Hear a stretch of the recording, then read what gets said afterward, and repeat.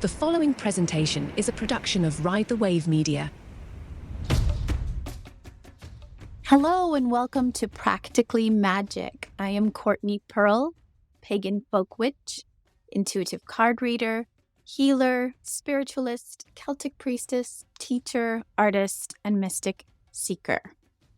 I am on a journey of discovering true and real magic, and I wish to share it with you, the world. We're going to start today's episode by pulling a card. And today I am using my tried and true favorite, the Ethereal Visions deck, which has 2 extra cards in it. It is the traditional tarot deck for the most part, except for it has the well and the artist in the major arcana, which is something the traditional tarot does not have. So I love it for that reason. But I am going to pull a card today. Today's episode subject we're going to talk about today is masculine and feminine energies. I'm going to talk about balancing masculine and feminine energies and what that means and talk a little bit about that. And I don't know if this card is going to be in line with the subject we're going to talk about, or if it's just going to be simply what it is you need to hear today. I'm actually going to pull 2 cards because I pulled first the Ace of Pentacles. And I feel like this is going to require a little bit of a clarifying card, which I sometimes need in divination when you're pulling cards. You might get a card where you're like, I know the symbolism of this card, but I don't know what it's trying to tell me today. And so I'll pull a second card. So I have pulled the Hierophant as the second card, which is interesting. And this one looks a little bit different than the Rider-Waite-Smith. It has kind of this holy God-looking figure in the center. He's sort of like he's making the sign of the cross, and he has kind of a cross staff or wand that he's holding in his hand. This has the golden foil on it, which I love. It's sort of this idea that we're looking to something more wise or more spiritual or with more authority than ourselves. It can sometimes be that we are that authority, but I feel like because I pulled it with the Ace of Pentacles, it feels kind of like there's this beginning kind of feeling that comes with that. And in this particular card, we have a hand going over the pentacle and a hand going under, which to me is a little bit like one of my favorite symbols that I absolutely love in paganism and Celtic lore is the Viscus Pisces, which is the it's sort of like a Venn diagram inside of a circle, but it's turned on its side. So there's a circle above and there's a circle below, and it kind of creates this little crab shape in the middle, like a Venn diagram would in the middle. And this is sort of the idea of as above, so below, which if you're in the witchy world, you've heard that phrase more than once. As above, so below. So I think that this card is coming forward for us today because we're going to talk a lot about balance. We're going to talk a lot about varying degrees of energies. And I feel like this is helping us welcome this beginning topic that we're going to begin to understand and collect some wisdom about this. I don't ever feel like I am the one who is partaking this wisdom as some authority figure. I always feel like I am just the learner who is sharing what I'm learning or what I'm going through and just giving that opportunity to others who are maybe at the beginning of their journey to find their path and what it is that they're looking for. I do think that I've had experiences. I think that I've had knowledge. I think that I have had, I'm well read, well researched in a lot of these topics, but I never consider myself when I pull this card as myself to be the Hierophant. And it wasn't until I pulled this card for another reading that I said, well, maybe I'm looking for a mentor. Maybe this card means that I am looking for something. And I had a friend that pull me aside, I guess, in the best term, pull me aside and say, what if you're the Hierophant? What if you're the one who's going to be offering this wisdom and this knowledge to other people and being a mentor for others? And I thought, well, that is a very unique way to look at it, in my opinion. Maybe that's the way other people do see it. And so I'll let you decide. As a listener today, do you glean something new and a beginning out of this conversation we're about to have today? Or is it that you are seeking some guidance from others? Today's topic is, I'm so excited to get into it because it is one of my absolute favorite things to contemplate, to gather, to I don't know, just kind of uh, about in particular, which is this idea of the masculine and feminine. And I want to start out with a little bit of story, a little bit of folklore, a little bit of mythology that comes into play when we talk about this.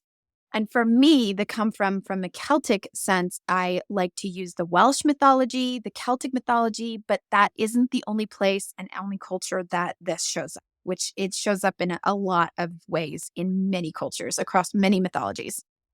So I want to talk about the sacred union.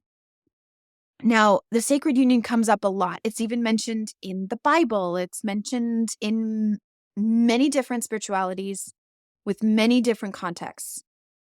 But essentially, the sacred union is the balance between the masculine and feminine as it would be a marriage. And I want to be very clear that when I am talking about masculine and feminine energies today, I am not talking about gendered.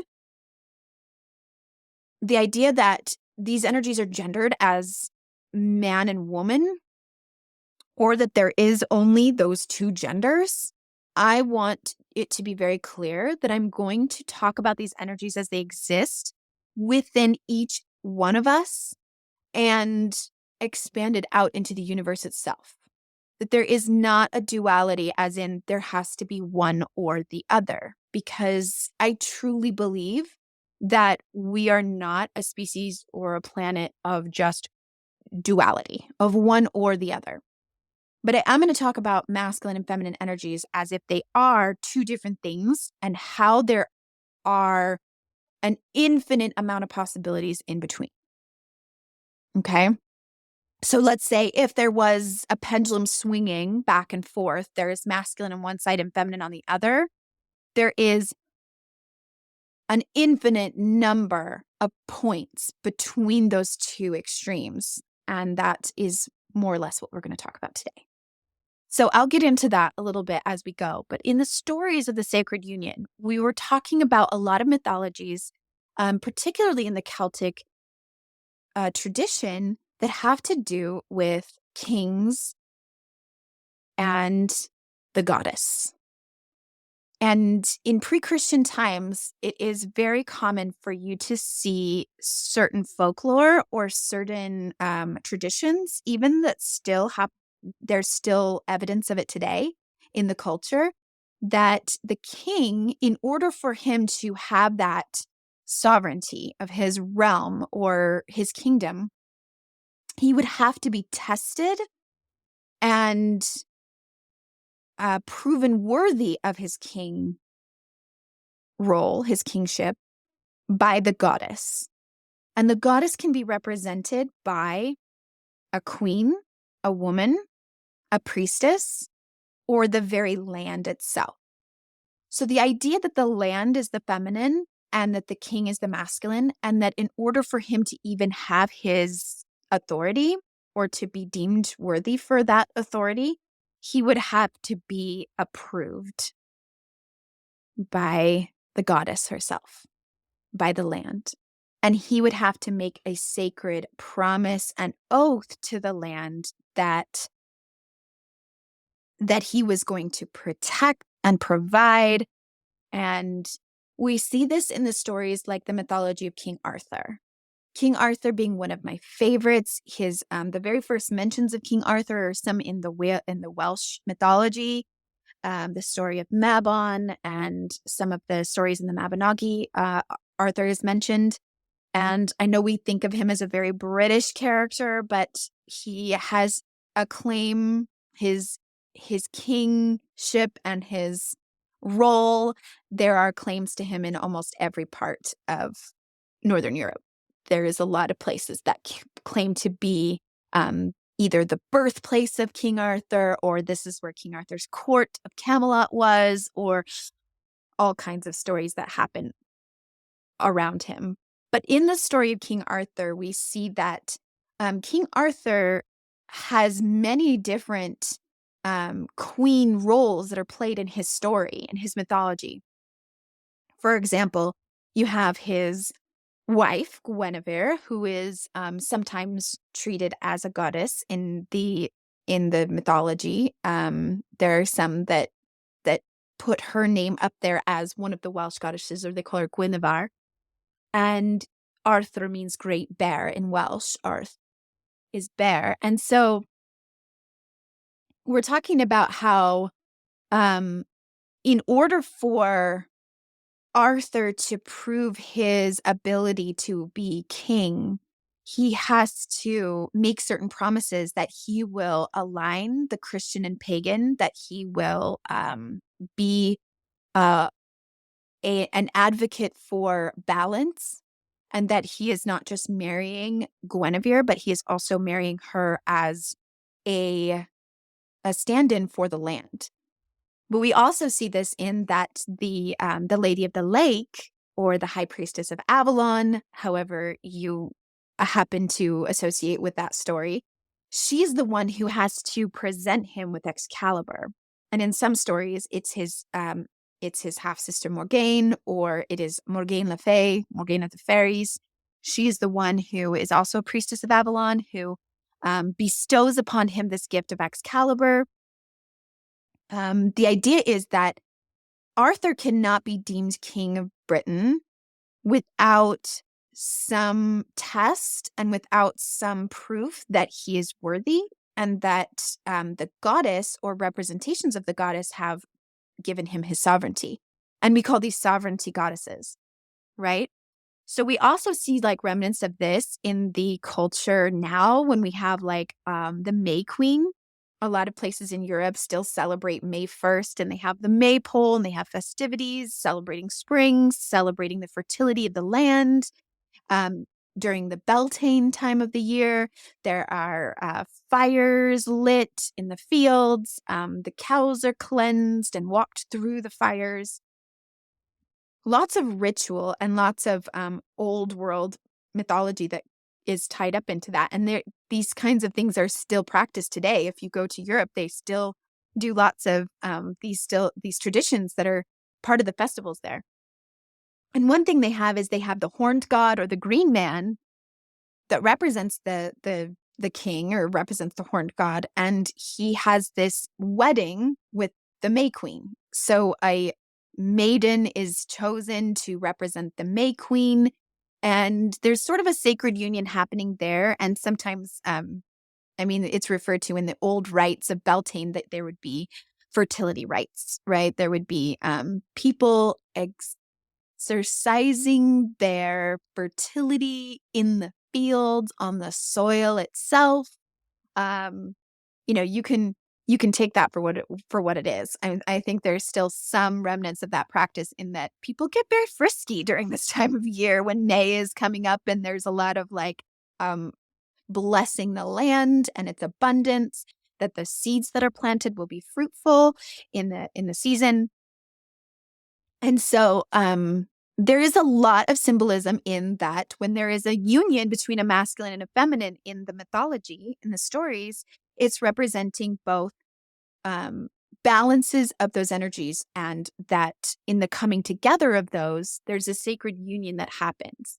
This is also mentioned in the New Testament, in the story of Jesus, And a lot of people say when they bring in the Gnostic Gospels and bring those back into the text in the New Testament, there is a lot more evidence that perhaps Mary Magdalene was a representation of the feminine when Jesus was the masculine, and that him being king of the Jews, or him being coming as the savior, that he would not have been able to have an atonement for his people without that sacred union of the feminine. And so that was taken out because it didn't serve the message that the emperors and the religious leaders wanted to display.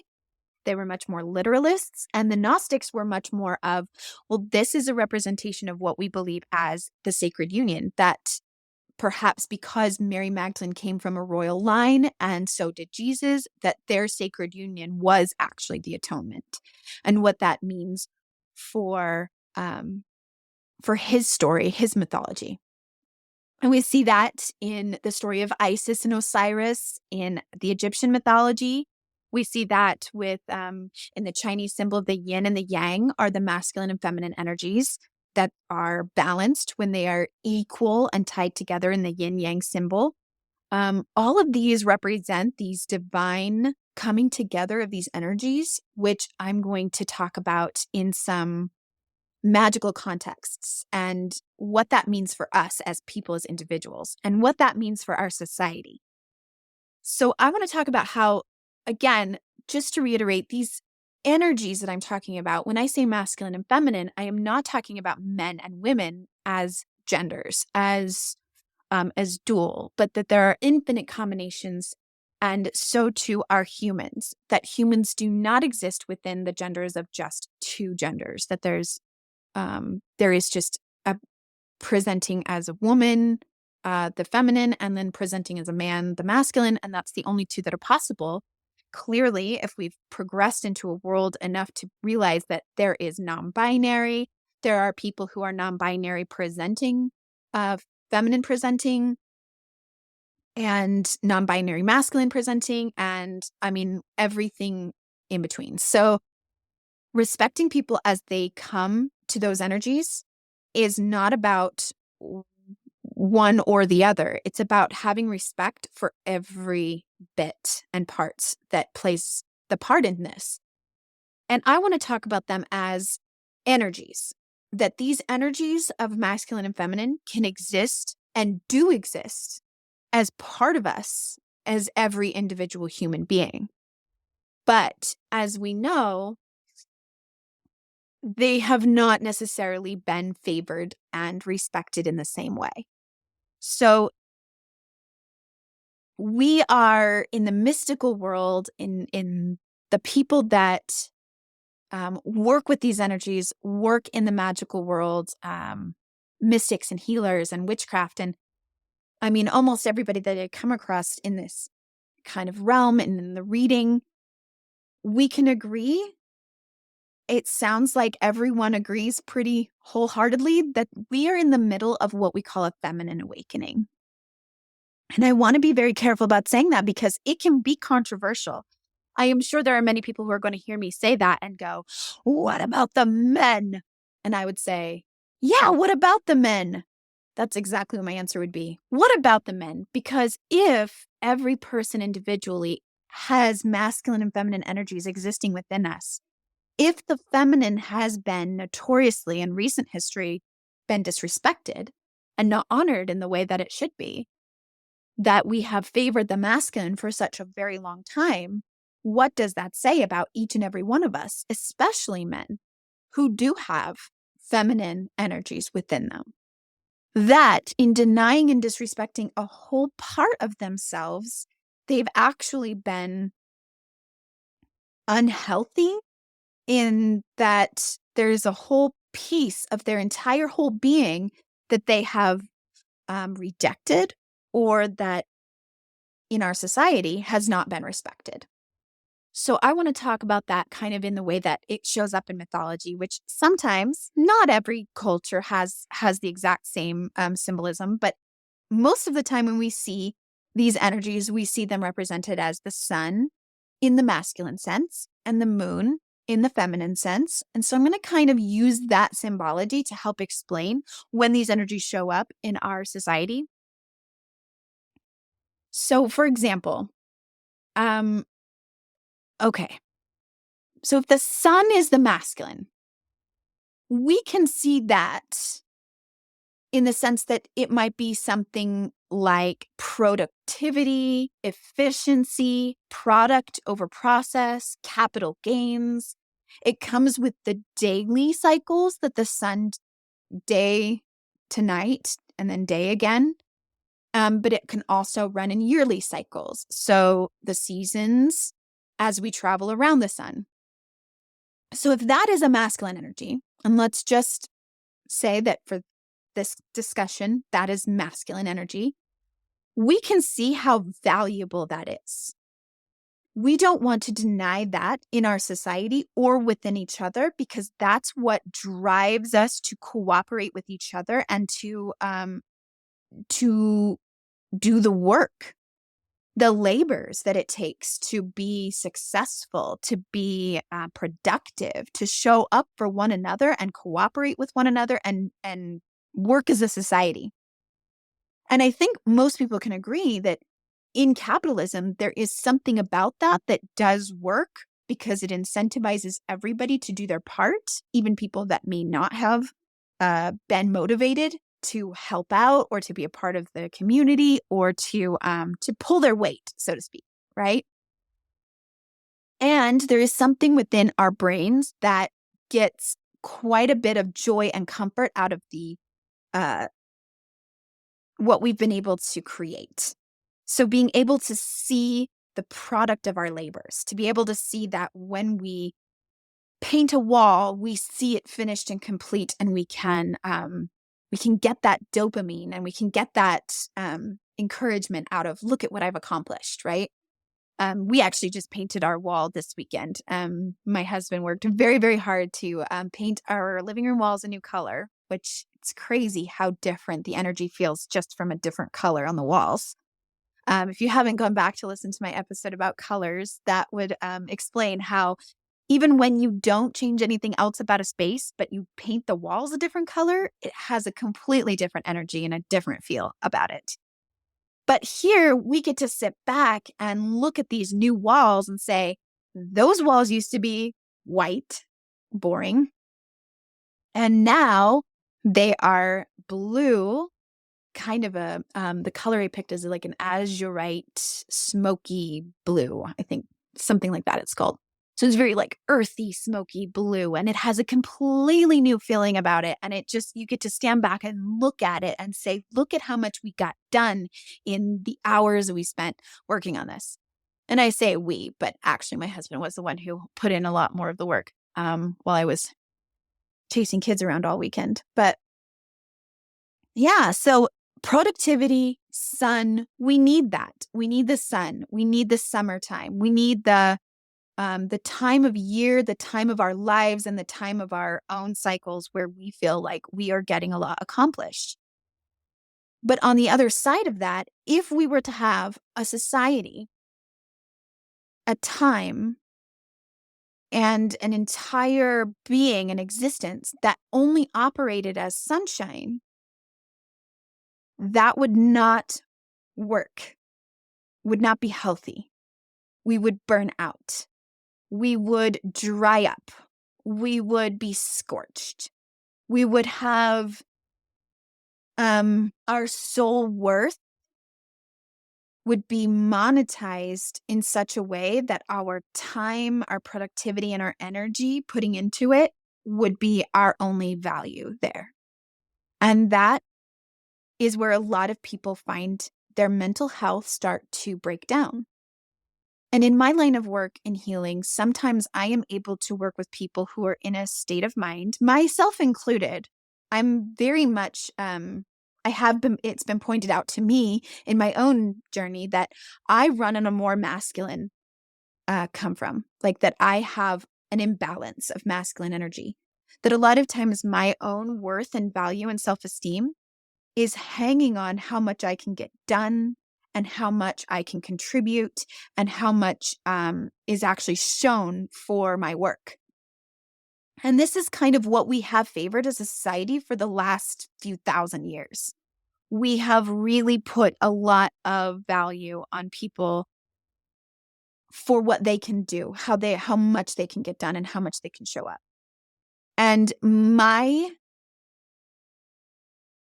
advocacy for making a change and to bringing in the feminine awakening is to understand the value that comes with the nurturing aspect and the power that comes with the feminine. So if the feminine were the moon, let's just say, then what we are running on is a more monthly cycle. This is associated with the water because the moon affects the tides and the influence that it has over us and the water in our bodies, that it's connected to the water of the earth and the water in our bodies. So this is also connected to the symbolism of the emotional. And this doesn't necessarily held back to the old argument that men often come up with, which is women are just so emotional. They can't run the earth because they're just so emotional. They just have nothing but their emotions tied to it. The truth is that men have this quality just as much. And as I keep reiterating, this is not about men and women. This is about the masculine and feminine energies that exist within each individual.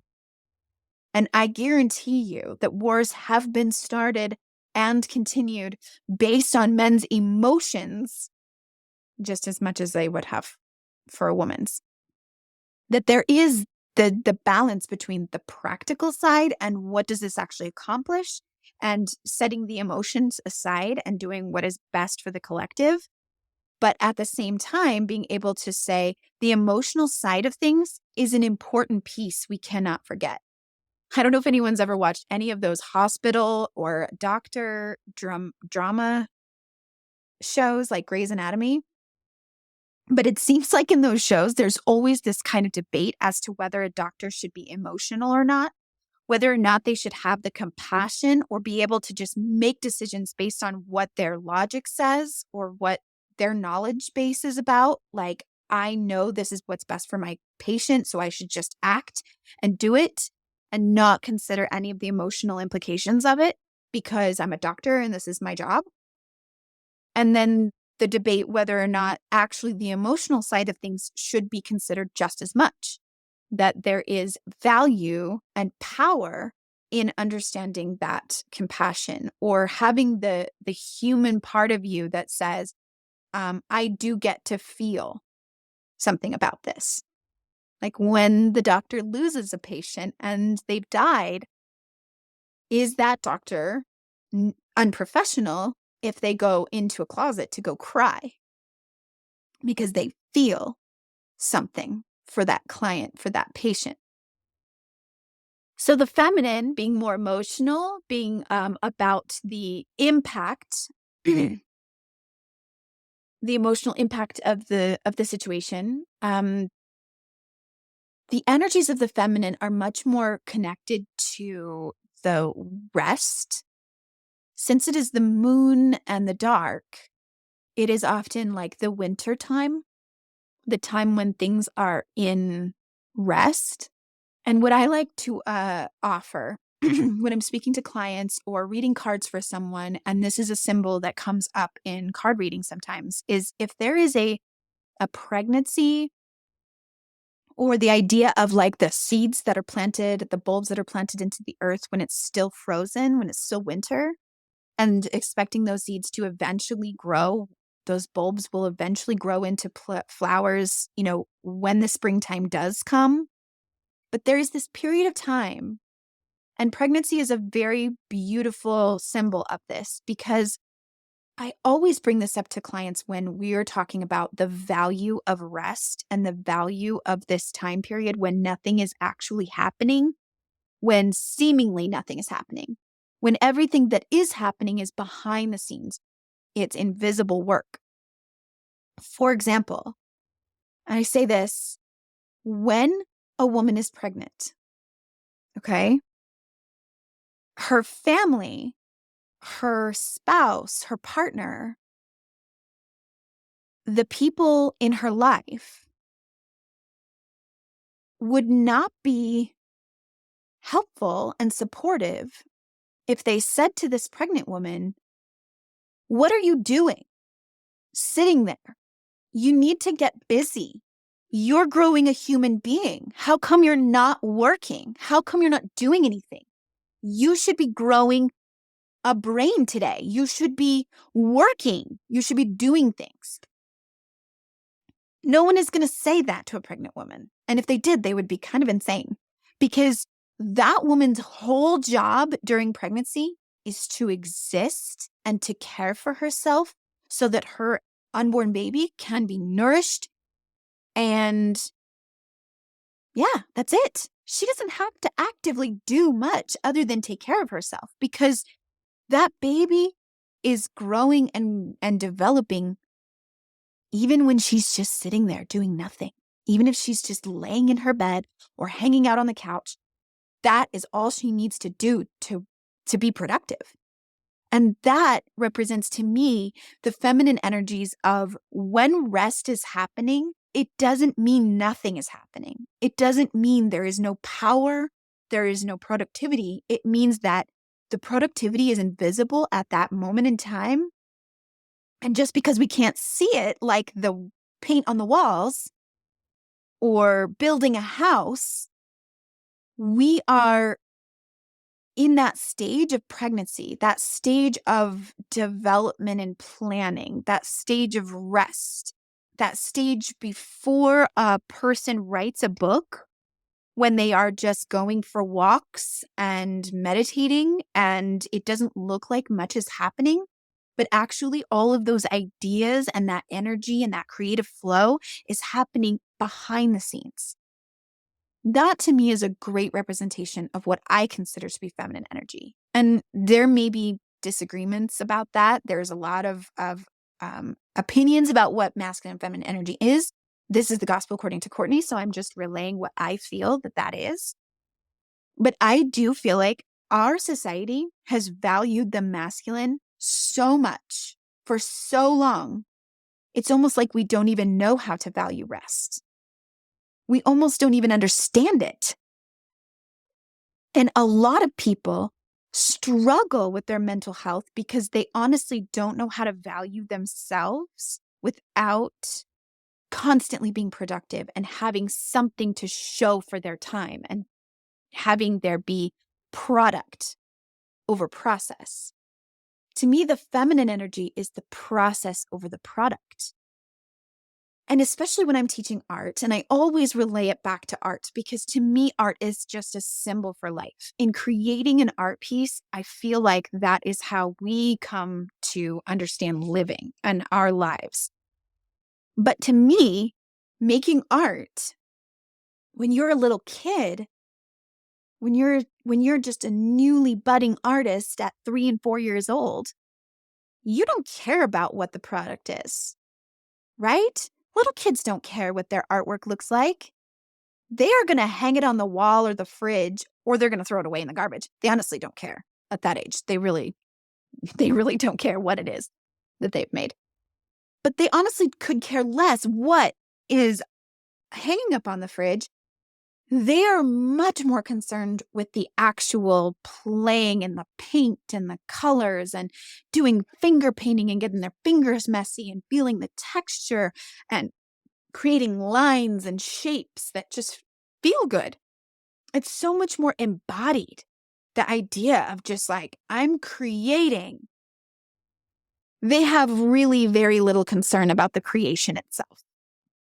And sometimes when you're learning to be an artist, I am teaching artists to go back to that idea and say, sometimes you're going to create a masterpiece out of all your playing.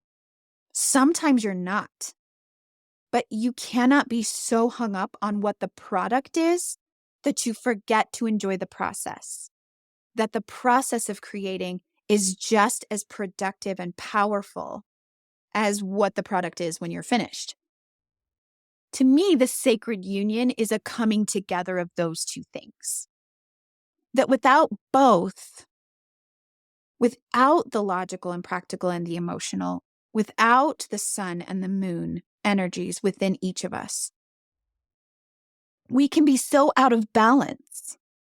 Because if we were completely feminine, completely into our feminine energy, we might not ever get anything done. We might end up so depressed at feeling everything that's going on, because I would be feeling everything that everyone else is feeling all the time, including the atrocities going on in Gaza and the atrocities going on in the Ukraine and all of the things happening on our earth. It would be all I could think about and feel all the time.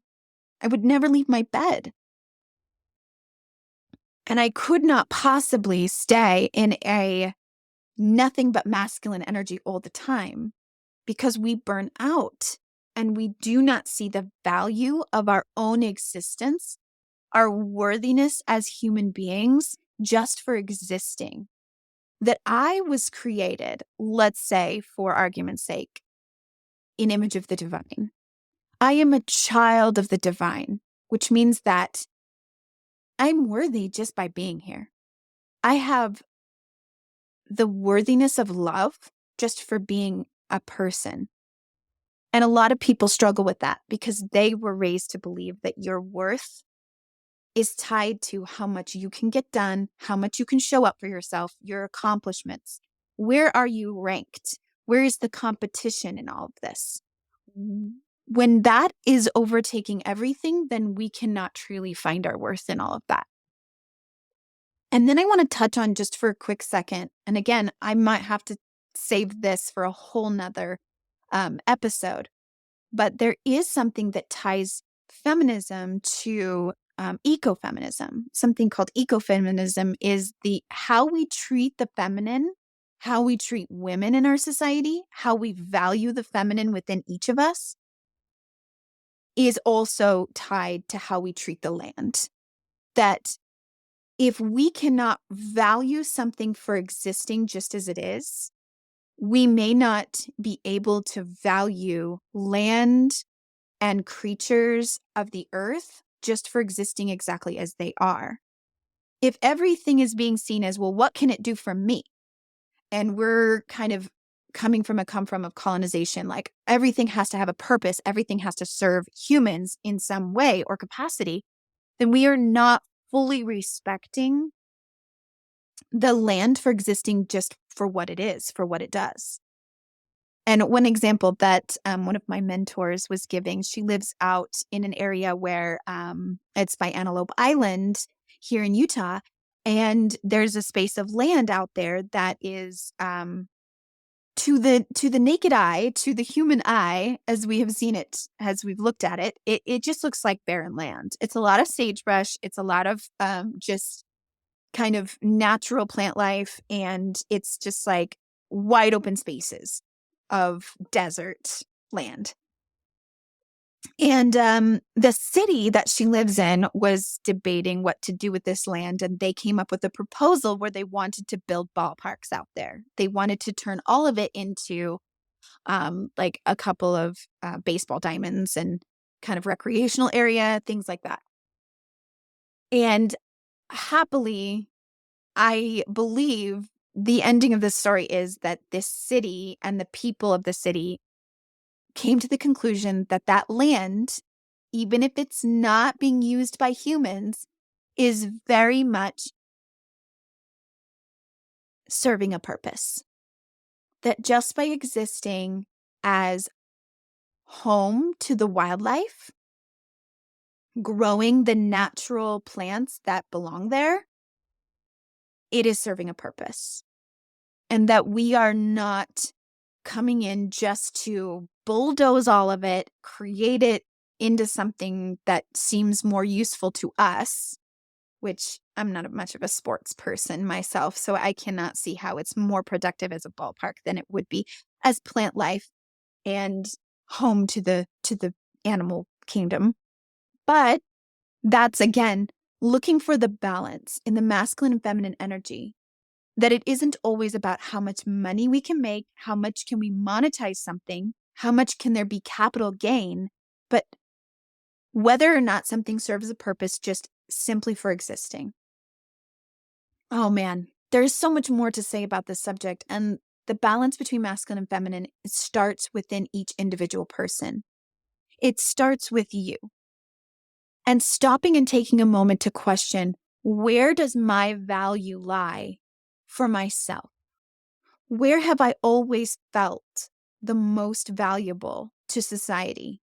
Is it when I'm really productive and getting a lot done and I have a lot of certificates on my wall and I've been ranked on some, I don't know, billboard?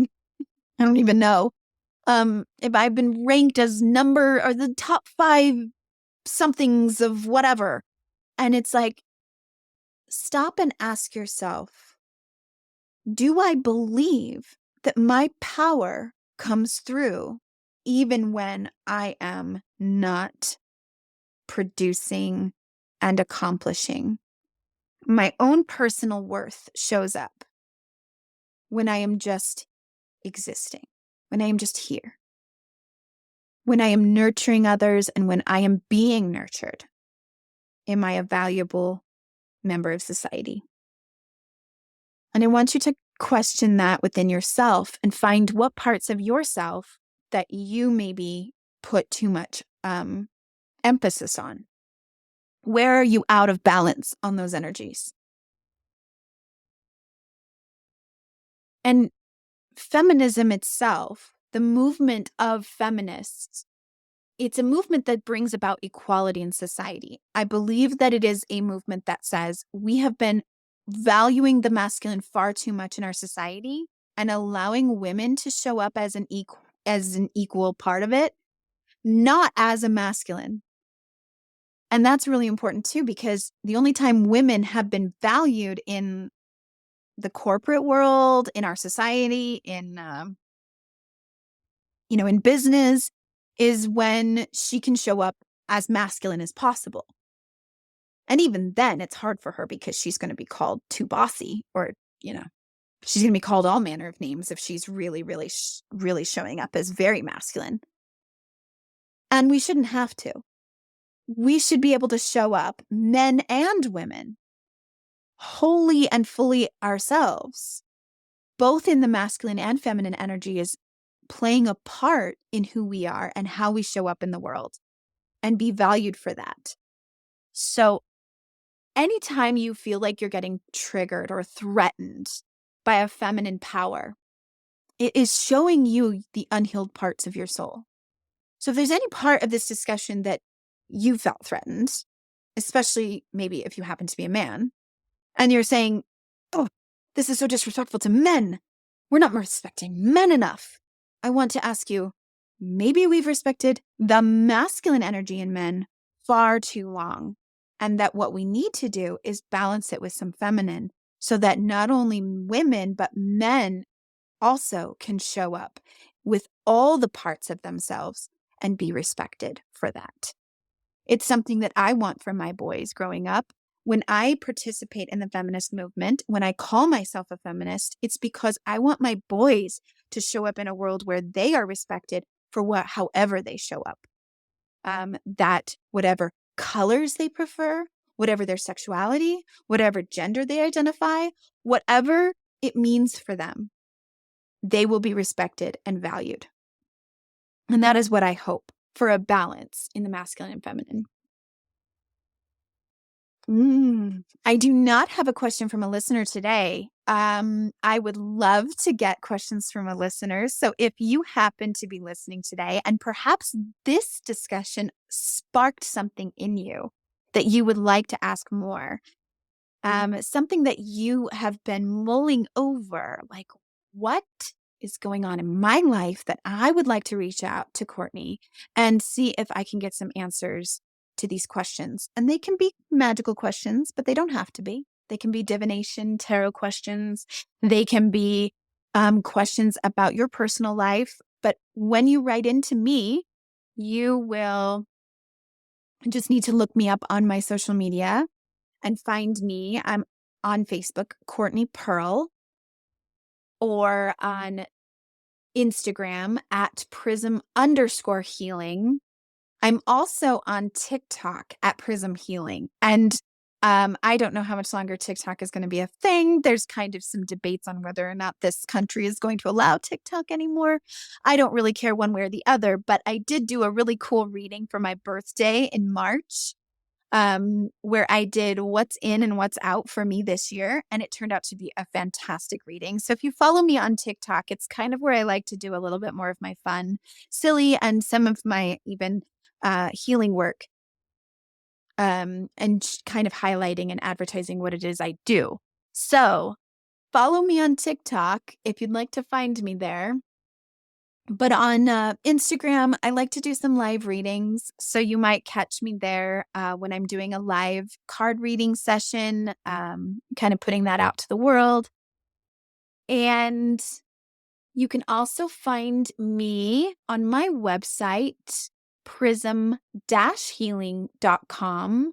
I would like you to look at my website because you would be able to see my workshops that are available coming up. I have some events, Tarot for Tips, we do once a month where we pick a coffee shop. We go and reread tarot cards and oracle cards for just pay as you can. And it's just super fun to get out there and meet the community. So find me on my next Tarot for Tips event. I do have a Healing Through Art workshop that comes up every month at the end of the month. And this is an emotional process done in a group session. This is one of my absolute favorite things to do. It's for anyone age 13 and over. And what we do is we do a painting class, but it isn't about the painting. It's kind of like going back into our inner child and being able to paint out colors and shapes that are connected to our emotional energy. So we're painting that energy out onto the canvas. We're not making any particular pictures, just shapes and colors. And they always turn out absolutely fantastic. So I highly recommend, if you live in the area in Utah where I'm at, come to one of my Healing Through Art workshops. I'm going to be doing a Heart Smart Art workshop for kids. It's an immersive experience to raise emotional intelligence for children and their parents. So you can find those events on my website, but you can also see my individual sessions and services that I provide, private card reading sessions, private emotional process sessions, and Reiki sessions if you're looking for some healing work. So please go to prism-healing.com to look at all that I have to offer. And of course, my blog, which is on my website. If you look at the pull down menu, you'll be able to go to my blog. But why I really want you to pay attention to that is because I have a blog post for each and every episode that I've been doing for Practically Magic. Now, this helps you because if you have any questions or any resources from the episode today, something that you'd like to learn more about, or if there's a book recommendation that I can give, then I will be giving it on my blog. So I do kind of a synopsis of the episode and a link to listen. And then I also give you some resources to help you learn more about this. There are some articles about ecofeminism, which I will post about on my blog. For now, I would like to just thank Ride the Wave Media, Just Blaine, and the team for making all of these episodes possible, for doing the editing and doing such a good job making me sound coherent and smart. And I would like to thank Sarah Albert, my neighbor and friend at Daybreak Treasures Boutique. She features me as an artist there on her website, so you can take a look and even buy some of my paintings if you would like. And a special shout out to Synchronicities in Sandy, where I work every Wednesday as an intuitive energy worker. I absolutely love Synchronicities. I love hanging out there. I love doing sessions there. So I'm there every Wednesday, 9 to 2, and they have a beautiful gift shop and a Himalayan salt cave and a selenite cave. Lots of really cool healing spaces to hang out in there. So special thanks to them. And I would like to invite you to make your world magical in your everyday life. Use magic to strengthen your relationships, heal, prosper, and thrive. We will see you next time, Witches and Wizards. Thank you for listening.